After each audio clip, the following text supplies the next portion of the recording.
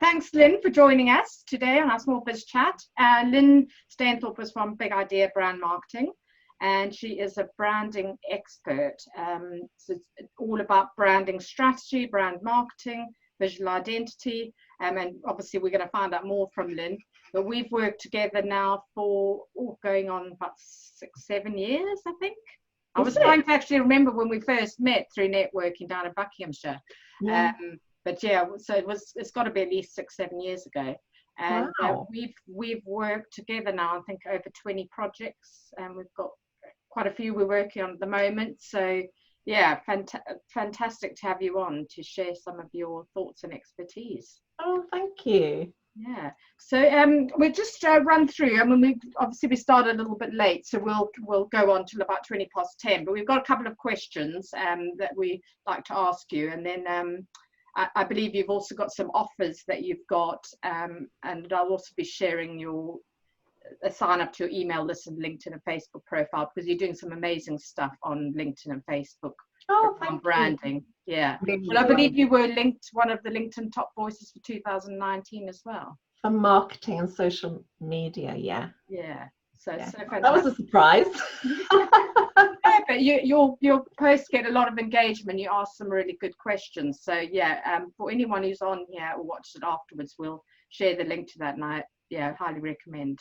I'd also say that actually with the work that Lynne does, when it's presented to, say, an external supplier, like somebody who's doing websites, and Lynne and I and Karen have worked on one client together as well, and just to receive how Lynne breaks down and is able to describe and visualize and actually present a brand, it made my job so much easier. In fact, I wish more clients would work with Lynne. And the process that I get, because I just do it in half the time, and that's what I'm trying to tell clients, is that to understand this, what your brand is and how we need to differentiate you, the structure that Lynne goes through is just brilliant. So yeah, I can also vouch for that, having seen. Yeah, well, you get a full creative brief to work from, so it's not just a logo. You get the target audience behind it, the brand personality, the brand strategy behind it, the tone of voice, the imagery, the fonts, everything. So it's just like, oh my god, I get something like that, and it's just like I know exactly how to translate that online into a website. And with anyone else you're working with, they can go with it and help them do other things like PR, which Christelle does, and social media marketing and that as well. So so I just want to ask you to explain how you help businesses develop their branding and what you offer. I mean, we've covered a little bit, but if there's anything else you'd like to add. I suppose I resisted this for a while, but actually I work to a methodology, which I guess comes from my background in training. So what I learned, that I come from a marketing background, but my focus now is brand, because I think brand is everything and everything is brand. And if we want to cut through the noise and we want to make an impact, then focusing on the brand is really, really important. So my methodology is in 3 stages. And the first stage, as Karen says, the first stage is absolutely critical, because it's getting all the thinking about who this brand is, what does it stand for, what makes it different, does it have a purpose? It has to have a purpose. What are the values of the brand? What's the brand personality? So who is this brand as a person? So how does it look? How does it behave? How does it speak? And of course, then if we can capture all this, then everything else gets so much easier. So like you said, Christelle, so then if you're doing the PR for the brand, you're really clear about who you're representing. And of course, not forgetting, it's all about the audience as well. And so that's the first stage, which is brand strategy, but it's basically the thinking about the brand. And the output from that first stage is the creative brief. And I'm a really firm believer that you cannot do any creative work without a creative brief. Because what it does is, it's not a straitjacket. What it is it's focus, and it provides a focus for creativity. So you're creating within that focus, because everything you do, whether you're a website designer, a graphic designer, whether you're a PR specialist, is all about cutting through for that brand. So you have to be clear about who the audience is, who the brand is, what it stands for, what makes it different, etc., etc. So that's the first stage. The second stage is brand identity, and visual is a part of that, but the other part of it is verbal, I suppose. So it's look and voice, and it's pulling that together. And one of my areas of speciality, I guess, is brand colours, which I think comes from the fact that I worked for years and years in paint. And that's where I learned that, so when you're marketing paint colours, you learn that actually people are not just buying colour, they're buying a mood for a room. It has an emotional impact in the room, it creates an effect. And that's when I started learning about how colours create mood, create emotion. And Pantone used this phrase, colours the silent ambassador of your brand. So brand identity, a lot of it's around colour. And in fact, I am doing, I haven't got my landing page sorted yet, but I am doing an offer on helping people with captivating brand colours. So I'll be promoting that later. So brand identity is the second stage. And then the third stage is brand messaging. And brand messaging is all about consistency. And Christelle, this is your zone of genius, isn't it? But it's about creating a framework for brand consistency, so that, which the aim of that is to get your brand recognized and remembered. And ultimately, you want people to trial your brand, you want people to buy from your brand again and again, so you're creating brand loyalty. And ultimately, you want to create love for your brand. It's really interesting, actually. I was just going to say that trying to explain this to clients, because I do try and a lot of my posts, I try and explain the process of how business owners should really, that they focus so much on the product that when it actually goes out to market, they're just pushing a product without much thought. So I try and explain to them, if you understand your purpose, I mean, Karen and I's shared mission, as it were, is like businesses that have passion, heart and purpose.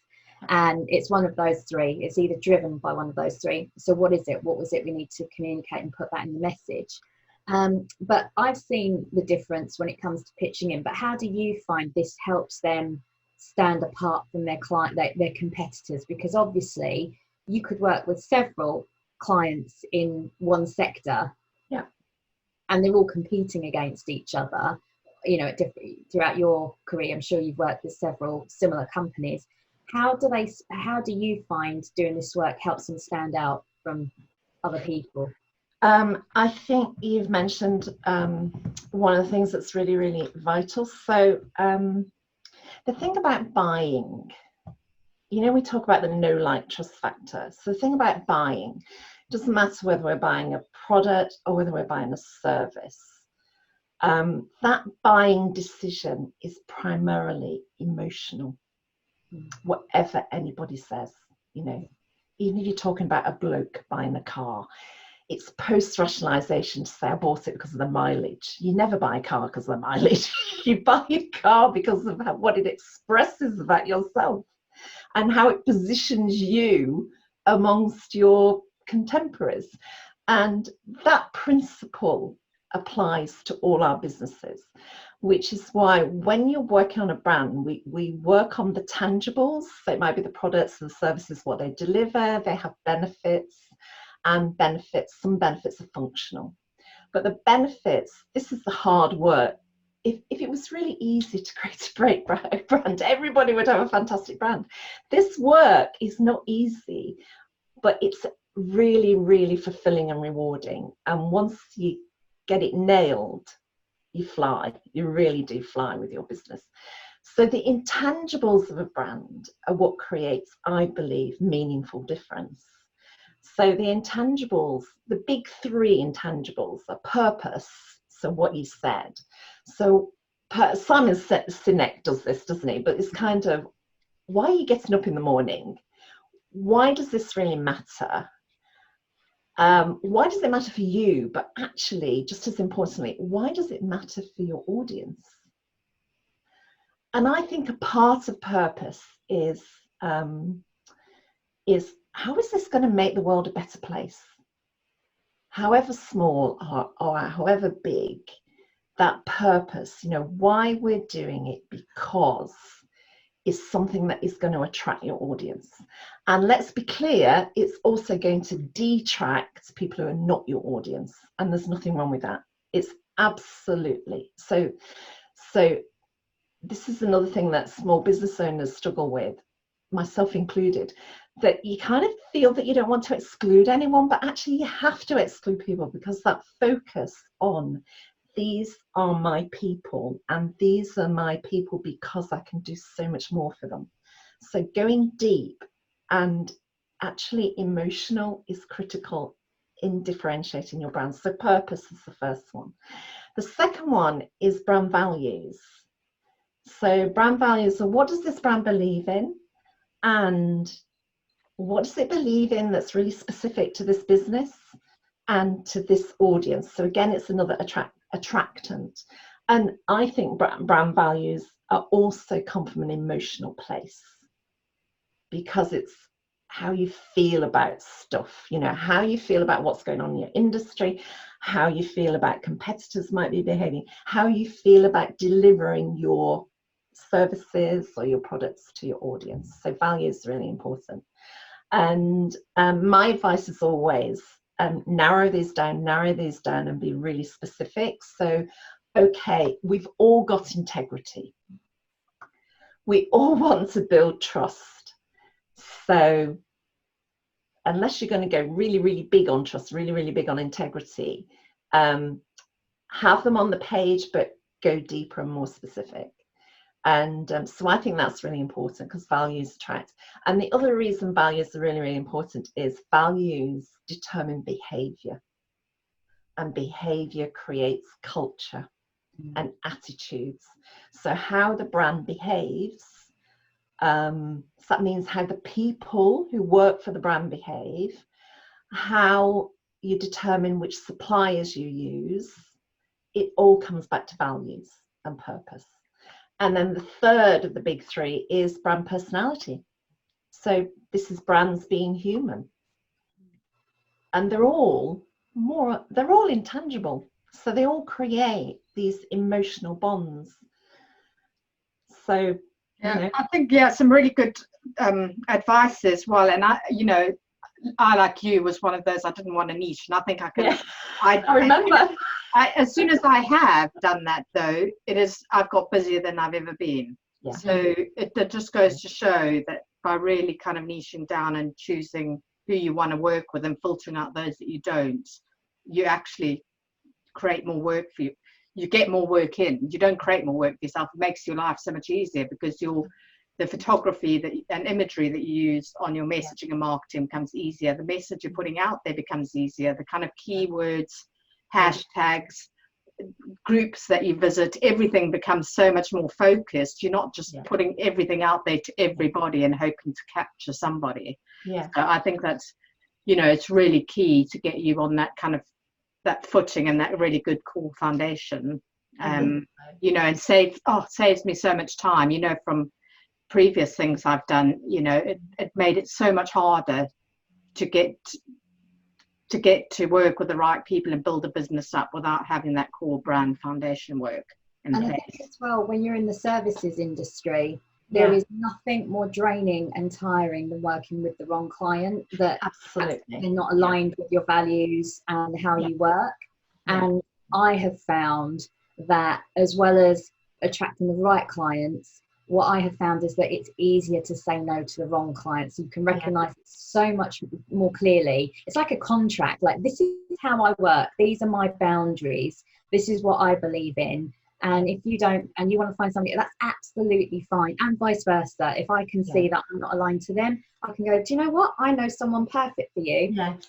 And there's no ill, I mean, it's just, I know someone can fit and actually propel you faster because they're exactly on your wavelength. Yeah. And I just think that it's better. It's that ripple effect, isn't it? It's your steel rod at the core of what you do, the solid foundation, and it just puts out such a more positive ripple effect with who you're working with, and your teams will understand it, the suppliers that you, like you mentioned. So I do believe that it's something that I try and get people to understand in business, that this is, like you say, Karen, the solid foundation that you might not have thought about. It just makes it so much easier. I mean, even writing content for your website, because you focus then on what's your tone of voice, who you're targeting, how you talk, what you're trying to say, what are the benefits, and all of that just suddenly slots into the pages on your website. So fantastic.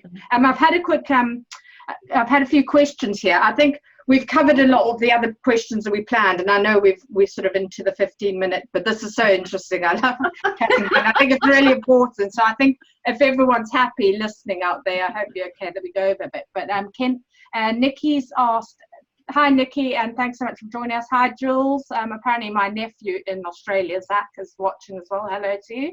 And Sarah Durant, hi to you too. Nikki has said, find myself wondering why Deliveroo chose that strong blue like your backgrounds. Any insights? Deliveroo. So you were talking about sort of the colour psychology and that. Well, blue is because they're in food. It's an interesting question, aren't they? Because they're delivering food. The thing about blue is, I really love blue. In fact, so do blue's the most popular colour in the world. It's like 2/3 of people, it's their favourite colour, and I'm one of them. I'm not ashamed to say. See, out of the three, I'm the one that has no blue. It's like, this couldn't be more true. That's all right. You're different, so it's good, isn't it? You're standing out, you see. Yeah, you're different. So, so the thing about blue is, blue is the colour of the mind. It appeals to the intellect. And so it's a calming colour, and it's come to be, it's the colour of trust, isn't it? So if it's also the corporate colour. It's also a big colour in corporate, and it's also this, I think this is really interesting, that blue is, even though it's on average, it's 2/3 of people in the world say blue is their favourite colour. It's even more popular amongst men than it is amongst women. And I think that's one of the reasons it's become the corporate colour, because sadly more men run big corporates than women do. So I think it's part of that. The other thing I think is really interesting about blue is it's the colour of the throat chakra. So it's the colour that's right. See, it's interesting, Karen and I have blue because we're in the communications business in a large way. And so it's about, and isn't it interesting, Facebook, LinkedIn, Twitter, all their colours are blue, and they're in social media, and that's all about communication. So coming back to Deliveroo, which is a company that I'm not that familiar with, but I would imagine that if you're going back to their brand promise, it's around delivering food within a certain time. I don't know if it's keeping it warm. So there's a large element. They're wanting to create trust. And also I'm guessing that they wanted to, right from the start, they wanted to have a big brand.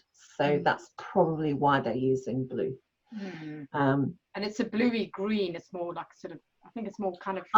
Right. So if it's a bluey green as well, then what you're bringing in is you're bringing in greens, the colour of nature, greens, the colour of health, greens, the colour of balance, greens, the heart chakra colour. It's the colour of Venus, who in astrology rules love, food and money. So it's about abundance. So if that blue is bluey green, you're bringing both those things into play. But who knows? Was it a conscious decision, or did they just Good. That one. Yeah, that's right. I mean, when I'm working on brand colours with a client, I'm looking for the colours to actually represent, to work with the language of their sector and to represent who their brand is. And it's going into colour in terms of what does it symbolise, psychologically, what messages is it sending out. So that's a really good question, particularly as I don't know I'm not that familiar with Deliveroo. Yeah, there's one more from Sarah. She says, this is very rich, thank you. So the content that you're talking about, can Lynne say more about values determining behaviour and attitudes? More about values. Yeah. So values, we all have our own personal values, our own individual values. And when we're setting up a business, I find this area quite fascinating, because when we set up our own business, it's what we're doing with our business and where brand is, we're taking some or all of those personal values, which are beliefs, into the business. So what that does is it starts to say, so we all know our values, don't we? So I've just reviewed my values. Interestingly, I've just reviewed my values, because my feeling was that my brand values weren't quite representing the work I'm doing and who I am in the business. So I always say you start with a long list, but get down to 5 and possibly 3, because I can never remember more than 3 things, and you want to be able to remember your values because you're going to live them. You're going to live them day in, day out in how you interact with people. So that's how values dictate behaviour. So my top 3 values are curiosity. As Karen knows, I'm always asking questions. And asking questions in my business delivers insights. So that's an example of how my first value determines how I'm behaving. So I have to ask questions. The questions have to be relevant, but from the questions. And often I don't accept the first answer I'm given, because the first answer raises more questions. So that takes me to insights about the brand and the business and who they're competing with. So that's an example of one of my values. A value that I hadn't actually recognized in my brand is individuality. And I've only just recognized and brought this into my brand values. And I think it's absolutely critical, because what I'm trying to do for my clients is create differentiation for them. So individuality is perfect for them, but it also relates to me, because I now acknowledge I'm one of the awkward squad, in that I don't want to do things the same way as everyone else.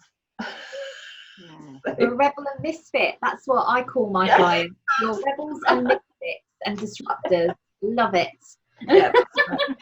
And then my third one is caring, and that's because this is only something I've started to bring into my messaging as well, because, and this relates to purpose, I think, and values in itself. So it does matter to me who I work with. So I want to work with ethical business owners. I don't want to work with people who don't care. And ethical for me is, it could be environmental, it could be social, working with businesses with a social purpose, but basically what brings it all together. So people who really care about how they work, the impact of the work they have, but basically they do want to make a change for the better in the world. So that's an example of 3 of, I've got another 2, but that's an example of 3 of my 5 values. And it takes time to kind of process this, and it's iterative, as Karen knows. Yeah, it is, and it's working with someone like you that really helped me get it out. You know what I mean? I sat there just going round and round and round, and saying that, and you can't, because you ask the right questions and you draw that out of people. It makes the whole process so much easier. I think trying to do it on your own, you would just I don't think do your head in, wouldn't it? I think, and funny enough, I again, this is why I'd always recommend working with you, Lynne, because what I would do for a client, like I was looking for the PR story.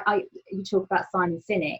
That was instinctively how I worked. I just didn't know it until my friend went, watch this video, and mind blown. I went, this is what I do to get the story out. I've always focused on the why by asking those questions, because it's an interesting story for the journalist. It always was. But what I tend to do now is ask the business owners and founders that I'm working with about their backstory. And again, they just don't know it. The same as you, Karen. You know that you've racked your brains out to try and articulate it, verbalize it. What would that look like? And it's just, I think that you need someone to ask those questions. I found that, and sometimes you know that they're going down an angle. It's like, but you pick up on something else. It needs that third party to go, but you said that. Can we just go back to this one a little bit more and find out, dig deeper? And then if something just balloons. I think for me with purpose, I was in a mastermind and I heard the phrase for the first time, the why that makes you cry. It's something that you connect with so much. It drives you that you're like, this is me. And it's not for your business, it's personal. What is driving your entire goals? You might want financial freedom. You might want to help a certain group of people with your purpose, but your personal why is crucial. And like you say, you are able to do it in such a wonderful structure that I think it really shows it just verbally but also visually, and like stuff like the colours. I find that fascinating. I'm going to go and find out what people like. And how long does it take to work with you actually, Lynne? Like I know how long is a piece of string. Then I can imagine some people need to really dig deep down. But I'm just thinking, during lockdown, people have been doing all sorts of background behind the scenes work. And this was perfect work to really take the time, delve down deep. What would you recommend in terms of timings with your structure is the average? Okay, because Karen and I working together on a joint project, we say 8 to 12 weeks, don't we? Yeah. And we have been known to work faster than that. So we say roughly. So we have a questionnaire that we send out, which gives us a start point. And then it's about the questioning and arriving at a place that feels right, which has a lot of intuition in it as well, saying, right, this is it, we've got it, this makes sense from lots of perspectives. So that timetable, because it's iterative, because questions give answers, answers raise more questions, that could be as short as a couple of weeks. But there's a couple of clients to work with recently, and it's taken months because what's happened is, when they've received, this is a summary of what they said, it didn't sit right.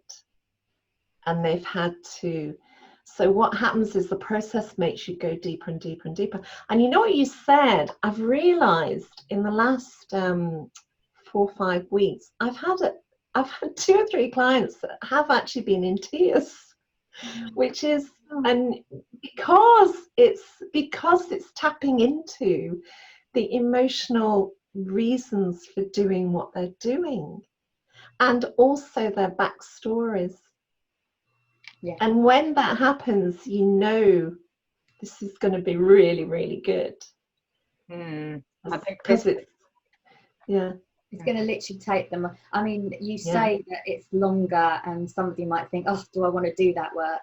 I do think as a business owner, when people say, I don't want to cover the mindset stuff, and you're like, tough. If you don't, you're only going to get so far. But when you unlock half of your potential, and really to be able to communicate that and show that and embody that so clearly in your company at all levels, rather than just when people speak to you, that to me is what is the trajectory that you want. I think the other thing, I mean, I'm not a mindset coach or anything like that, but I know we know a lot of people who are. I think the other thing that this does is, which is really important for messaging and for working with you and working and creating social media posts. I think what happens is the more clarity. So the process of working on a strategy is a clarifying process, and the result is you do have greater clarity. But I think along with that clarity comes courage. So because we've articulated, oh, this is what you're all about, and this is why it matters, and these are the people that you're working with, I think what goes along with that is it gives people greater courage of their convictions, and greater conviction in your messaging is more appealing in a funny way. It gives you the confidence to just sort of stand up and say, this is what I do, who for, and what are the benefits and why I do it. It's much easier, isn't it, than you sort of stand there going, I do blah blah blah for blah blah blah and blah blah. You know what I mean? You don't feel confident. I know I've had that before when I wasn't clear about what it was and who I was serving. That it really made it difficult, especially in networking situations. Yes, because it wasn't aligned. My message was not aligned with who I was serving. So, and also, really did you find, Karen, that you would say it, but you're not really believing it because it's not connected with you? Because I've also noticed that since I redid my website last year and doing more networking, exactly that point is that I have greater confidence when I'm speaking to somebody. I can just nail it down like this. I can convert faster because I know what's really important. But also I found the belief, like, actually, this is what I'm really proud of. And I know this is, like you say, Lynn, you use the word, I love the word superpower. It is your super, because it's so individual, that those experiences are so individual to you. It's like, I am, you're able to believe it, trust it, and shout about it with a bit more confidence, which a lot of business owners are scared to do, like to promote themselves out there. And so this is that full package that you've got that is all aligned, that you go, it's synchronous. So the process encourages this self-belief, as you say, and this niching down, because go deeper and then great results occur. Can I just clarify as well, which I found that, Karen, I know you've done it through your process, I've done it through mine. Niching down doesn't need to be. One of the greatest aha moments for me was that niching down, I was told for years, if you stay in one sector, then that's how your business will succeed. And I realized it wasn't the niche, it was the other, like, again, passion, businesses with passion, heart and purpose, and rebels and misfits are my niche. It doesn't matter what sector. And that's something that I've noticed, Karen, that's the same with you. I know that you're very much eco focused, but it is, again, passion, purpose, social. It's around that. So it's the value that the person has, isn't it? Their value, but they happen to work in wellness or in marketing or in coaching. So you don't. So I think you can do it one way or the other way, can't you? Really focus on the sector, or you really focus on the type of value someone has got. Because for me, it's about attitude of mind, like you say. So what's driving these people? So they could be working in different sectors, and we all develop expertise in certain sectors as well. But I think it is about, for me, it's about attitude of mind. What's driving these people? What sort of change do they want to make, and facilitating that for them. Fantastic. All right, well, I think we're going to have to wrap up because we've been well over half an hour. Oh, really? Oh my God! See, I knew. But we've had, everyone's been saying thanks, and Gail says thanks and good to hear you talk about clarity and courage. Sarah Durant said this is brilliant. The why that makes you cry is great. Thank you. So there's been some really good comments on there, and people have really enjoyed this. So I hope everyone out there, you don't mind that we went well over our usual time, but Sorry, guys. I think it's been really worthwhile. Lynne, what are you working on at the moment, actually? Like, as in, if people wanted to get in touch with you, like, we could put the links up, but what is it that you've got that we should, if you like Lynne's work and the sound of how she works, which I trust you off that, promise you it provides such great value, what's the best way of working with you at the moment? Well, people can connect with me on LinkedIn. There's my Facebook page they can follow. I'm working on, apart from working on client projects, which I'm doing some work with Karen at the moment, I've got a couple of, if you like, introductory offers, mini offers. So the one I mentioned was about captivating brand colours. So if anyone's a bit uncertain that they've got the right colour palette, then I've got a short offer that looks, it starts with some questions, we look at the colours, and then I come back with some colour recommendations and a one-page colour style guide. I'm just working on the landing page for that, so I haven't got a link for that at the moment, but if anyone's interested, they could email me or message me through my Facebook page or message me on LinkedIn. Either, any of those is okay. And the other offer I have, which I offer to in my networking groups, is what I call a brand, I don't know why I'm laughing, a brand power 90. So I did this recently with a lady in the London group I'm part of, which is, she was working on her website, not with Karen, which was a big mistake, but she is working on her new website, and she was very unhappy with how it was coming along. So she said, could I buy into your Power 90? So we had a conversation, and what emerged was that she wasn't tapping into her vocabulary, so her language. So what came out of the session was, here are some great words for her to use with the feelings they evoke, and also maybe how she could align her menu with her offers. So that's just one example. So I offer a Brand Power 90. I don't do many of those, but that's available. And again, I don't have a landing page for that, but if people are interested, just email me. We've tagged you into the post as well for your Facebook, so we'll put some links out for you. So brilliant.